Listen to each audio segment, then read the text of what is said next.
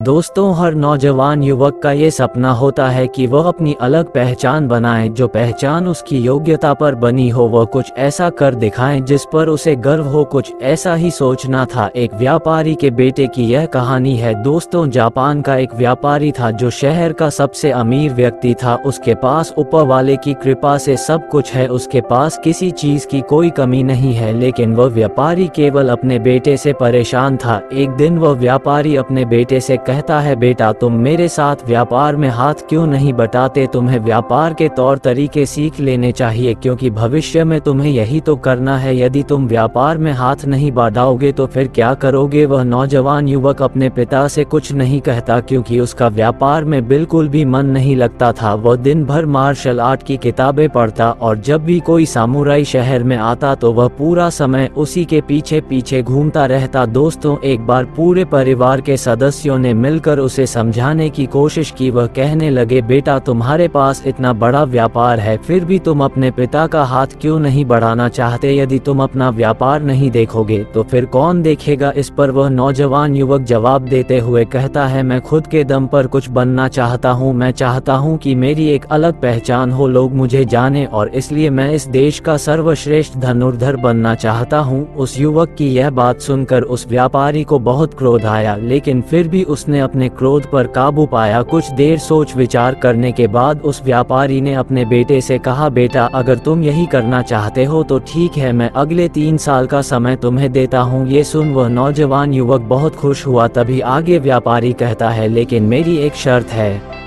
इस पर वह नौजवान युवक कहता है, क्या शर्त है आपकी पिताजी? उसके पिताजी अपने बेटे से कहते हैं, देखो, मैं तुम्हें अगले 3 साल का समय तो दे रहा हूँ, लेकिन तुम्हें हर साल मुझे ये बताना होगा कि तुम क्या कर रहे हो और तुमने उसमें कितनी उन्नति कर ली है। यदि तुम मुझे अपने काम से संतुष्ट कर पाए तब तो ठीक है, वरना तुम्हें मेरे साथ मेरे व्यापार में हाथ बढ़ाना होगा। नौजवान युवक काफी सोच विचार कर अपने पिता से कहता है, ठीक है पिताजी, मुझे आपकी शर्त मंजूर है। उसके ठीक कुछ दिनों बाद वह नौजवान युवक अपने पिता की आज्ञा लेकर धनुर्विद्या सीखने के लिए घर से निकल पड़ता है और वह कई दिनों की यात्रा करके गुरु के पास पहुंचता है। वह गुरु जापान में धनुर्विद्या और युद्ध कला सीखने के लिए प्रसिद्ध माने जाते थे। उनकी प्रसिद्धि दूर दूर तक फैली हुई थी, लेकिन वह बहुत कम लोगों को अपना शिष्य बनाते थे। वह नौजवान युवक उन गुरु के पास पहुंचकर उन्हें प्रणाम करता है और कहता है, गुरुवर, मैंने आपके बारे में बहुत सुना है और इसीलिए मैं बहुत दूर से यात्रा करके आपके पास आया। मैं आपसे धनुर्विद्या सीखना चाहता हूँ, मैं धनुर्विद्या में बेहतर होना चाहता हूँ। फिर जवान युवक सारी बातें कहता जा रहा था, लेकिन इस पर गुरुवार कुछ भी जवाब नहीं दे रहे थे और जब कुछ देर तक उन गुरुवर ने जवाब नहीं दिया तो इस पर उसे नौजवान युवक ने अपने घर पर बीती सारी बातें उन गुरु को बता दी।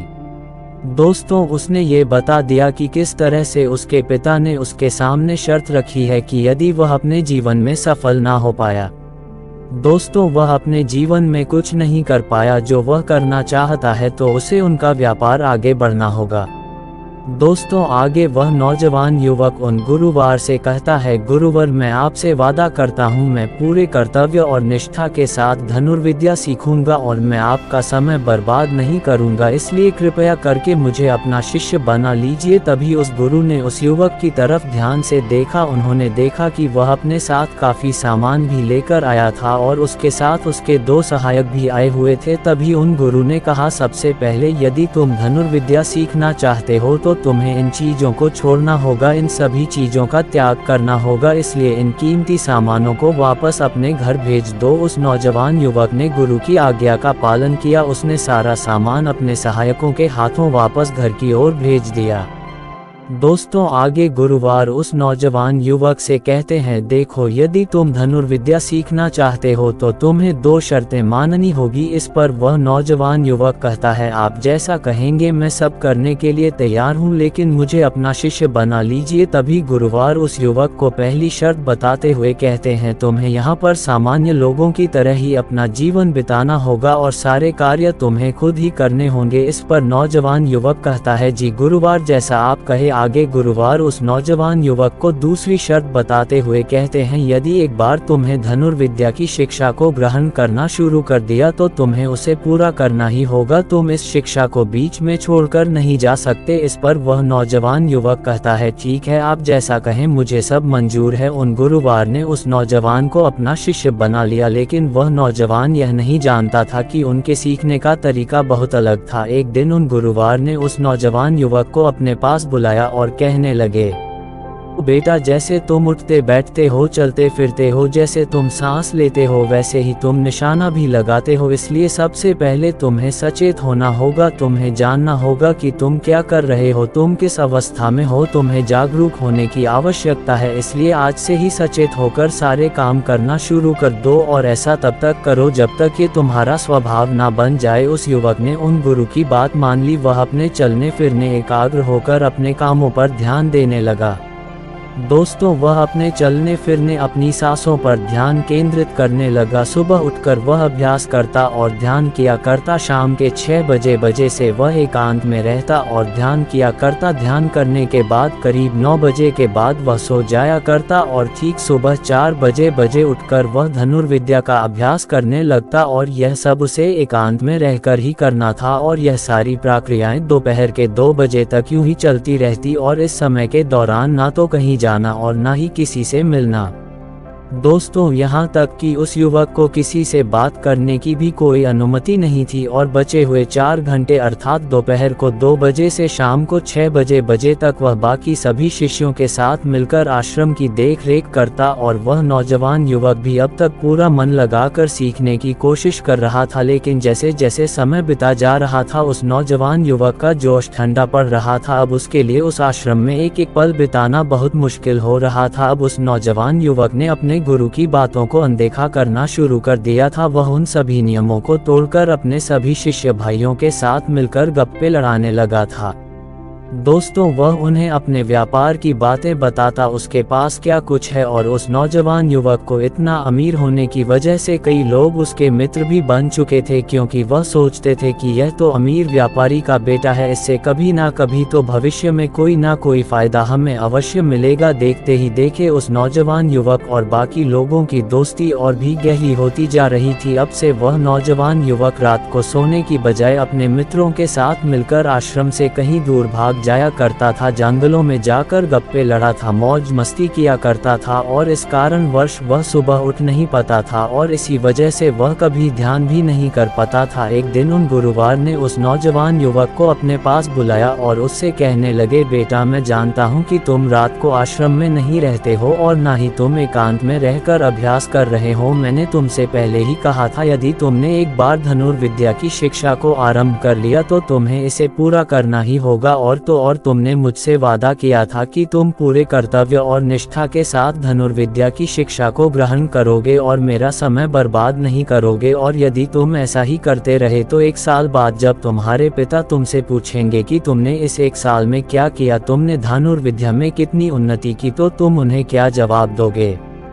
बेटा, तुम उस वक्त उन्हें क्या मुंह दिखाओगे? इस पर वह नौजवान युवक कहता है, गुरुवार, आप सत्य कहते हैं। जब मैंने शिक्षा शुरू की थी तब मेरे अंदर बहुत उत्साह था, मेरे अंदर धनुर्विद्या सीखने की जिज्ञासा थी, लेकिन तब मैं यह नहीं जानता था कि मुझे अकेले रहकर अभ्यास करना होगा। एकांत में रहकर मैं थक चुका हूँ और यह सब कुछ अब मुझे बहुत कठिन लगता है। मेरा एक एक पल जैसे मुझे काटने को दौड़ता है। जब भी मैं ध्यान करने बैठता हूँ तो मेरा मन यहाँ वहाँ भागता रहता है और मैं ध्यान नहीं कर पाता, और इसी कारण मेरी चिंता और भी बढ़ जाती है। मुझे समझ नहीं आता कि यदि मैं ध्यान नहीं कर पाऊंगा तो मैं अपने अभ्यास को पूरा कैसे कर पाऊंगा। और साथ ही जब मैं एकांत में रहता हूं तब भी मेरे मन में तरह तरह के विचार चलते रहते हैं। मैं इससे पीछा छुड़ाना चाहता हूं, लेकिन मैं इससे पीछा छुड़ा नहीं पाता। इस पर गुरुवार मुस्कुराने लगे और उस युवक से कहते हैं, बेटा, जिस अकेलेपन से तुम भगाने का प्रयास कर रहे हो उस अकेलेपन में बहुत ताकत होती है। इस बात को तुम्हें समझना चाहिए, किंतु फिर भी यदि तुम अभ्यास को बीच में छोड़कर जाना चाहते हो तो मैं तुम्हें नहीं रोकूंगा, तुम जा सकते हो, लेकिन जाने से पहले मेरी बस एक बात मान लो। इस पर नौजवान युवक कहता है, ठीक है बताइए आप क्या चाहते हैं। तभी गुरुवार कहते हैं, बेटा यहाँ से एक दिन की दूरी पर एक बहुत ही बड़ा पहाड़ है, तुम्हें वहाँ पर पूरा दिन बिताना है और सुबह सुबह तुम्हें वहाँ पर एक बाज नजर आएगा और तुम्हें उस बाज की हरकतों पर ध्यान देना है और साथ ही ध्यान भी रखना उसका, तुम्हें शिकार नहीं करना बल्कि उसकी हरकतों पर तुम्हें ध्यान देना है। वह क्या कर रहा है, क्यों कर रहा है, उसे ध्यान से देखना है, उसकी हर एक हरकत को तुम्हें समझना है। और जब तुम अगले दिन वापस लौट कर आओगे तो मैं तुमसे केवल एक सवाल करूंगा, यदि तुमने उस सवाल का सही जवाब मुझे दे दिया तो मैं तुम्हें जाने से बिल्कुल भी नहीं रोकूंगा। उस नौजवान ने काफी कुछ सोच विचार किया और उसके बाद वह गुरु की बात मान जाता है। वह उन्हें प्रणाम करके उस पहाड़ की चोटी की ओर चल पड़ता है। देखते ही देखते वह एक दिन का सफर तय करके उस पहाड़ की चोटी पर पहुंच गया और उसने पूरी रात वहीं पर बिताई और अगली सुबह होने से पहले ही उस बाज को ढूंढने लगा। वह जब यहाँ वहाँ देख रहा था तभी उसकी नज़र उस पहाड़ की चोटी पर पड़ी। उसने देखा कि एक सुनहरा बाज चट्टान की चोटी पर बैठा हुआ है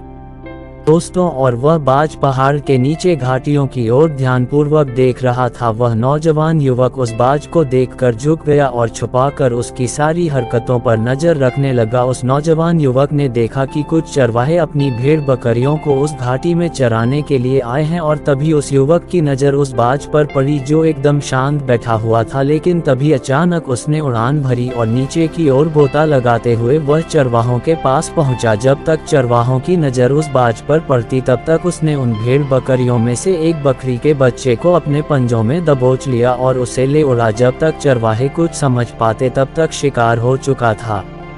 दोस्तों, वह नौजवान युवक ये देखकर हैरान रह गया। वह समझ चुका था कि आखिर गुरु ने उसे इस चोटी पर क्यों भेजा है। दोस्तों, वह नौजवान युवक वहां से वापस अपने गुरु के पास लौटा और उसने वहां पर बीती हुई सारी कहानी उन गुरुवार को बता दी। तभी गुरुवार उस युवक से कहते हैं, अच्छा तो तुम मुझे ये बताओ कि तुमने वहां पर क्या सीखा। तभी वह नौजवान युवक कहता है, गुरुवार वह बाज बहुत ही चालाक है। काफी देर तक तो वो यूं ही शांत बैठा रहा, लेकिन जैसे ही उसे अपना शिकार नजर आया उसने शिकार तय किया और एक उड़ान भरी और उड़ान के साथ साथ वह अपने शिकार को उड़ा ले गया। इससे हमें ये समझने को मिलता है कि वह बाज बहुत ही चतुर और बहुत ताकतवर भी है और साथ ही साथ वह बहुत तेज भी है। इस पर गुरुवार हंसते हुए कहते हैं, बेटा उस बाज को तुमने आज देखा है, लेकिन यदि तुमने उसे करीब 2 महीने पहले देखा होता तो तुम उस पर यकीन नहीं कर पाते। दोस्तों, ऐसे बाज केवल पहाड़ी इलाकों में ही पाए जाते हैं और इन बाजों की उम्र तकरीबन 80 वर्ष की होती है, लेकिन जब उनकी आधी उम्र अर्थात जब उनकी 40 साल की उम्र पूरी हो जाती है तो ये शिकार नहीं कर पाते। उस वजह इन बाजों एक महत्वपूर्ण निर्णय लेना पड़ता है, क्योंकि इस अवस्था में उसके शरीर के तीनों महत्वपूर्ण अंग खराब होने लगते हैं। पहले पंजे जो कि लंबे और लचीले हो जाते हैं और शिकार पर पकड़ बनाने में कमजोर होने लगते हैं। दूसरा चोंच जो कि आगे की ओर मुड़ जाती है और भोजन निकालने में मुश्किलें होने लगती है। और तीसरा पंख जो भारी हो जाते हैं और सीने से चिपकने कारण पूरे खुल नहीं पाते हैं। यह उसकी उड़ान को सीमित कर देते हैं। भोजन ढूंढना, भोजन पकड़ना और भोजन खाना तीनों काम करना मुश्किल हो जाते हैं। उसके पास 2 ही रास्ते बचते हैं, या तो शरीर छोड़ दें या फिर खुद में बदलाव करें। इनका शरीर मृत्यु की ओर बढ़ने लगता है, लेकिन इनकी विशेषता तो यही है कि यह बाज अपनी मृत्यु को स्वीकार नहीं करते। दोस्तों, जहां पहले रास्ता सरल और तुरंत समाधान देने वाला है, वहीं दूसरा रास्ता अत्यंत पीड़ादायी देने वाला रास्ता चुनता है और खुद में बदलाव करता है। वह धीरे धीरे उड़ान भरकर किसी ऐसी जगह पर जा पहुंचता है जहां बहुत शांति होती है और वहां अपना घोंसला बनाता है।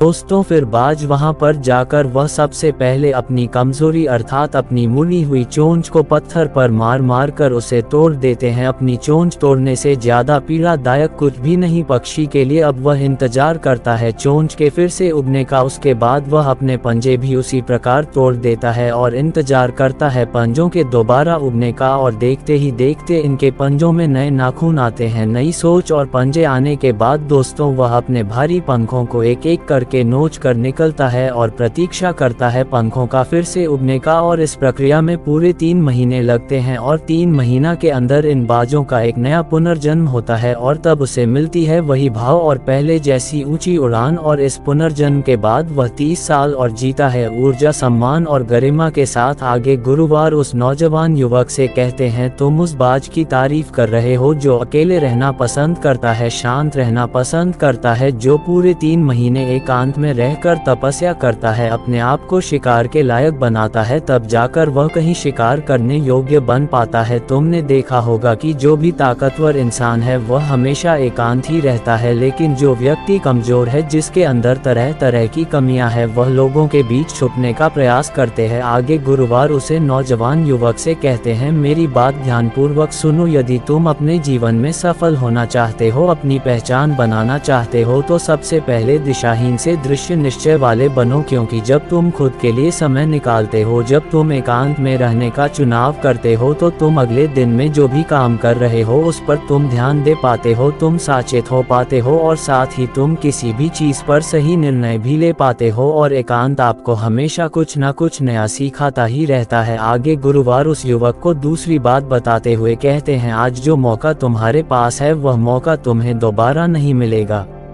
दोस्तों, आज जो मौका तुम्हारे पास है वह मौका तुम्हें दोबारा नहीं मिलेगा, इसीलिए इस मौके की कीमत को समझो, क्योंकि तुम्हें एकांत खुद को बनाने के लिए मिलता है, तो अपने जीवन में देखो, उसे समझो और उन कमियों को दूर करो। तुम तो बड़े शहर से हो और तुमने ये भी देखा होगा कि शहर के लोग अपना पालन पोषण करने के लिए दिन रात मेहनत करते रहते हैं, ना तो उनके पास सीखने का समय है और ना ही एकांत में रहने का, इसलिए वह कभी भी खुद को जान नहीं पाते। यह अकेलापन, ये संघर्ष जिसे तुम व्यर्थ समझ रहे हो और जिसे तुम यूं ही बर्बाद कर रहे हो, यह मौका तुम्हें कुछ बनने के लिए मिला है और यह मौका दोबारा लौटकर वापस नहीं आएगा। आगे गुरुवार उस युवक को अगली बात बताते हुए कहते हैं, जिन लोगों के साथ तुम घूमते रहते हो, जिनके साथ गप्पे लड़ा रहे हो, जिनके साथ अपना समय काट रहे हो, उन्हें तो खुद ही नहीं पता कि वह क्या कर रहे हैं, उन्हें खुद इस बात का एहसास नहीं है कि वह खुद अपना कितना बड़ा नुकसान कर रहे हैं। तुम ऐसे लोगों के साथ अपना समय बिताते हो तो अवश्य ही तुम भी दिशाहीन हो जाओगे और तुम भी यह समझ नहीं पाओगे कि तुम्हें अपने जीवन में क्या करना है। शुरू में तुम्हें अकेले रहने में थोड़ी तकलीफ जरूर होगी, लेकिन धीरे धीरे आपको इसके साथ रहने की आदत पड़ जाएगी।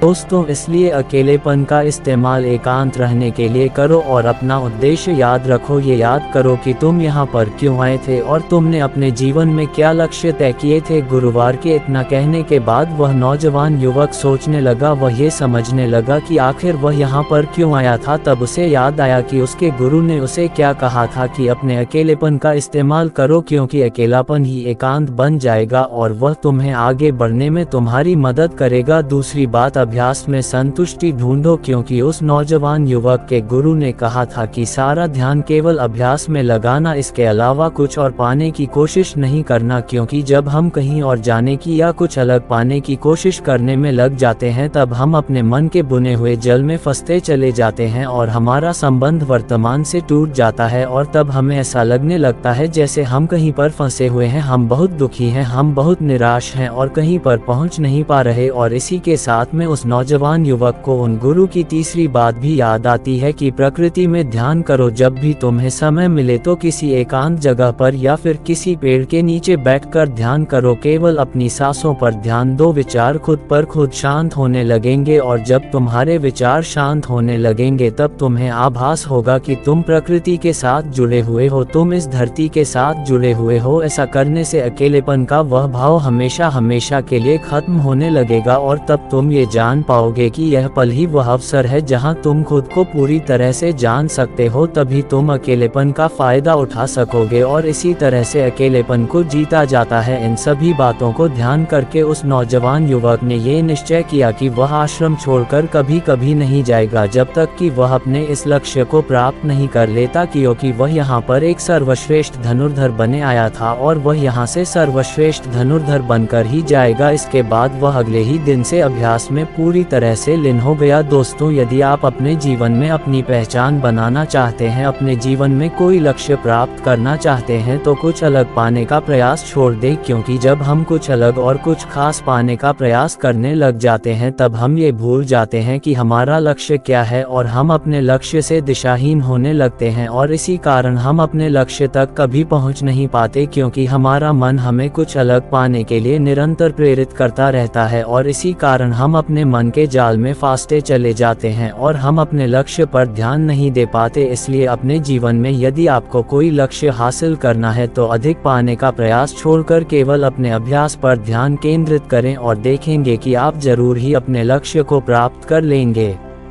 दोस्तों, यदि आपको ये कहानी अच्छी लगी हो तो प्लीज़ हमारे चैनल को लाइक कर दें, सब्सक्राइब कर दें और बेल आइकन को ऑल पर कर दें ताकि इसी तरह की कहानियाँ आपको मिलती रहे। तो मिलते हैं अगली कहानी पर। धन्यवाद।